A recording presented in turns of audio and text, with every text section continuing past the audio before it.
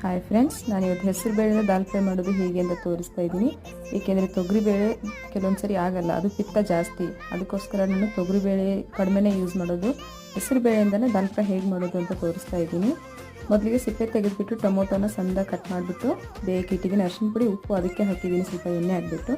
ಈ ಥರ ಈರುಳ್ಳಿ ಬೆಳ್ಳುಳ್ಳಿನಿಲ್ಲ ಅಂದರೆ ಬೆಳ್ಳುಳ್ಳಿ ಶುಂಠಿನೂ ಸ್ವಲ್ಪ ಚಿಕ್ಕದಾಗಿ ಕಟ್ ಮಾಡ್ಕೋಬೇಕು. ಅದಕ್ಕೆ ಒಣಮೆಣ್ಸಿಕಾಯಿ, ಹಸಿಮೆಣ್ಸಿಕಾಯಿ, ಟೊಮೆಟೊ ಈ ಥರ ಎಲ್ಲ ಸಣ್ಣದಾಗಿ ಕಟ್ ಮಾಡ್ಕೊಂಡ್ಬಿಟ್ಟು ಕೆಂಪಿಗೆ ಚೆನ್ನಾಗಿ ಫ್ರೈ ಮಾಡ್ಕೊಬೇಕು.